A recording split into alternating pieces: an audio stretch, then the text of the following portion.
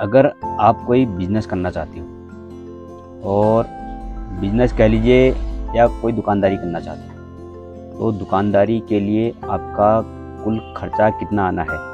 अगर आपका 12 बाई 12 का जैसे दुकान हो, तो आपने दुकान देखी और दुकान का साइज़ है 12 बाई 12, तो उसमें टोटल आपका कितना इन्वेस्ट आना है, तो आज बात करेंगे उसके बारे में। तो सभी पहाड़ वाले साथियों को नमस्कार, स्वागत है आपका हमारे पहाड़ वाले चैनल। तो साथियों देखो, अगर 12 बाई 12 का कमरा है तो सबसे पहले आपको उसको डेकोरेट करने की ज़रूरत पड़ेगी। अब डेकोरेट करने के लिए मैं आपको स्टार्टिंग से लेके पूरा जो है दुकान सेटअप करने तक जो है पूरा कितना खर्चा आएगा उस चीज़ के बारे में आज आपको डिटेल में बता दूंगा। तो जैसे आपको डेकोरेट करना है तो उसमें आप ये रैक वैक जो हुए इनका खर्चा जो आपका आएगा, उसमें आपका टोटल आना है 20 से 25 हज़ार रुपये। 25 हज़ार रुपये में आपका ये खर्चा वर्चा आ जाना है, क्योंकि इसको लेने और उसके बाद जो है मिस्त्री लगाने और कटिंग फिटिंग करने, सेट शूट करने तक जो है इतना खर्चा आपको नॉर्मली आ जाना है। तो आप एक मोटा मोटा मान के चलो कि 25 हज़ार रुपये। उसके बाद आपका काउंटर चाहिए अलग से। काउंटर के लिए आपको लगा लो 4-5 हज़ार रुपये का आपका काउंटर बन जाएगा। तो काउंटर में क्या है, देखो काउंटर में आपने जो है अगर दुकान बड़ी है तो एल शेप का काउंटर बनाना है उसमें, ताकि कस्टमर जो है अंदर आ जाए, अंदर आके जो अपने हिसाब से सामान देख सके। पूरी दुकान को बंद नहीं करना है, अगर बंद करोगे तो कस्टमर अंदर आ नहीं पाएगा, तो उसको थोड़ी सी जो सामान चाहिए मेन सामान लेगा, उसके बाद जो है अपना चला जाएगा। अगर अंदर आएगा तो अंदर आने के लिए अगर उसको सामान देखने की ज़रूरत पड़ेगी, देखेगा एक सामान चाहिए होगा तो दूसरे सामान को उसको लगेगा हाँ इसकी मुझे नीड है, तो साथ साथ में उसको भी ले जाएगा। जैसे 12 बाई 12 का कमरा है तो आप जो है 5-6 फीट तक उसको आगे को घेर सकते हैं, बाकी 6 फीट 8 फीट भी घेर सकते हैं, बाकी 4 फीट का जो है बीच में जगह छोड़ दोगे तो उससे जो है अपना कस्टमर अंदर आ सकता है आराम से। तो आपको इस टाइप का काउंटर बनाना है तो उसके लिए आपको जो है कम से कम 5 हज़ार रुपये का खर्चा आना है। उस हिसाब से आपको डेकोरेट करना है और आगे से हो सके तो शीशा लगा के रखें, ताकि उसमें आपने जो भी सामान रखा होगा वो भी आपका सामने दिख जाए। उसके बाद देखो, आपका जो लूज आइटम आता है, दाल वाल रखनी होती है आपको। दाल रखने के लिए थोड़ी सी ये ड्रम की ज़रूरत पड़ती है। जो ड्रम होते हैं तो उसमें दाल रखोगे, उसमें ढक्कन भी होता है, तो उसमें जो भी रखोगे तो उसमें सेफ रहेगा। दाल वाला अगर आप वैसे रखते हो, कट्टे में रखते हो, तो उसमें जो है सीलन की डर रहती है या कोई धूल जम जाती है, तो इस चीज़ की दिक्कत रहती है। तो अगर आप ड्रम में रखोगे तो ड्रम के ऊपर से ढक्कन होगा, तो ढक्कन में जो है वो सेफ रहेगा। तो इसलिए आपको दाल रखने के लिए जो है कुछ ड्रमों की ज़रूरत पड़ेगी, जिसका खर्चा कम से कम 5 हज़ार रुपये आएगा आपका।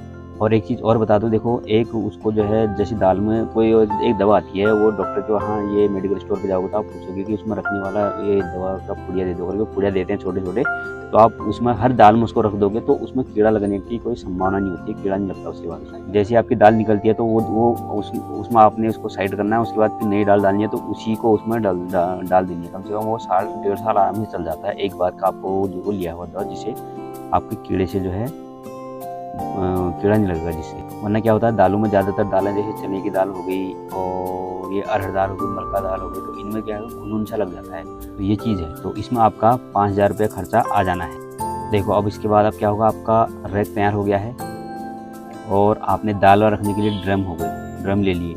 उसके बाद अब आपकी तीसरे नंबर की चीज़ आती है वेटिंग मशीन, तराजू।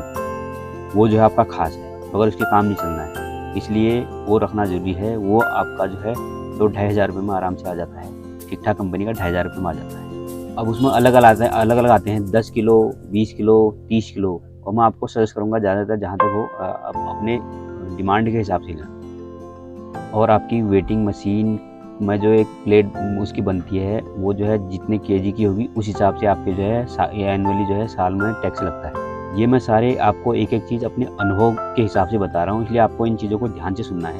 अब टैक्स का क्या होता है, देखो जैसे आपने एक बार अभी खरीदा है तो साल में अगर आपका 10 केजी का है, 10 केजी के हिसाब से टैक्स लगेगा। अगर आपका 20 केजी है, 20 केजी के हिसाब से, 30 केजी का है, 30 केजी के हिसाब से, 40 केजी का है, 40 केजी के हिसाब से, उसके हिसाब से लगना है। तो इस चीज़ को आपको ध्यान में रखना है कि आपको स्टार्टिंग में जो लेना है सोच समझ के ही तराजू लेना है। तो इसका मैं आपको एक नॉर्मली खर्चा बता रहा हूँ, एक अपना 20 किलो का वाले का बता रहा हूँ, तो ये 2500 रुपये में आपका स्टार्टिंग में आ जाना है।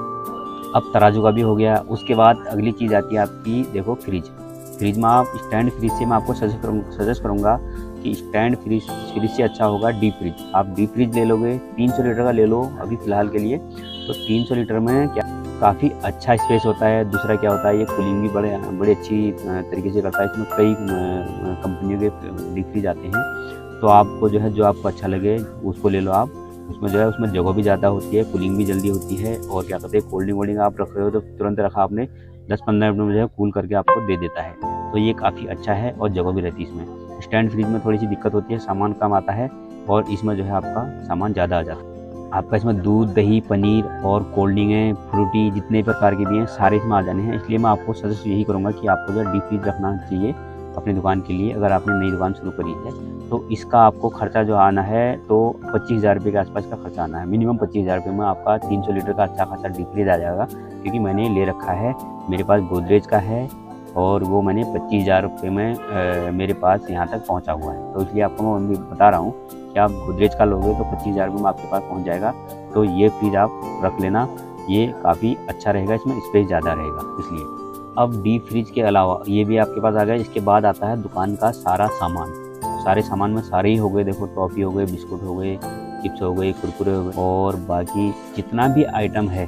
अगर आप कहो तो मैं एक एक चीज़ की आपको लिस्ट बना के भी दे दूँगा, अगर आप किसी को, अगर आप किसी का कमेंट आएगा तो ये चीज़ें भी आपको, सारी चीज़ें जो है दुकान के जितने भी डेली यूज़ वाले आइटम हैं उन चीज़ों को रखने के लिए आप मान लो कि लाख रुपए का खर्चा।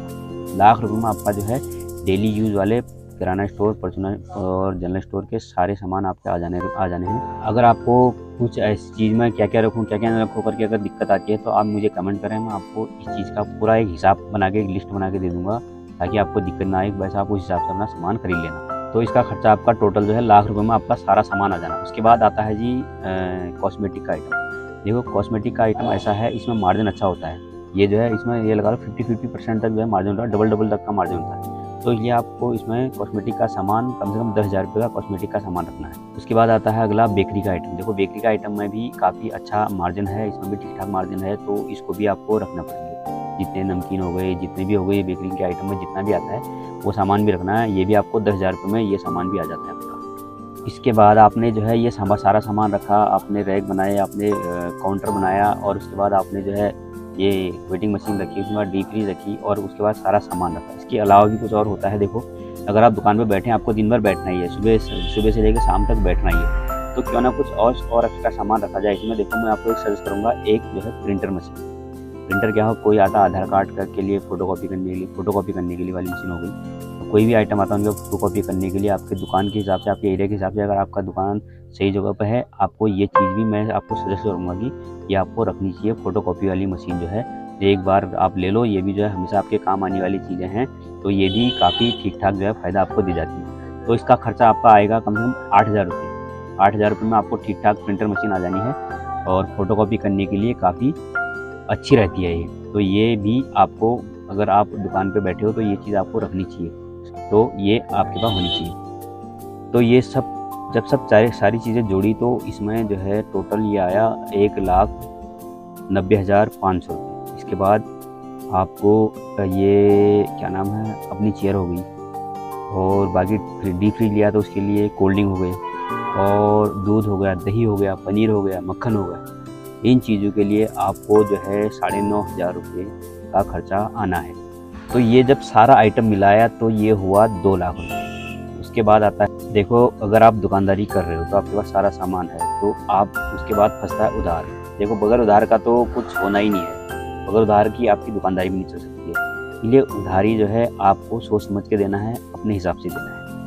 तो आपने अपने बैकअप के लिए भी कुछ पैसे रखने हैं, तो उसमें आप मान लो 35 से 40,000 रुपये तो आपका बैकअप के लिए। सपोज दैट आपका दुकान में उधार, आपका कस्टमर के पास उधार फंसा है, तो आपके पास दुकान में सामान लाने के लिए भी जो है वो इतने पैसे होने चाहिए।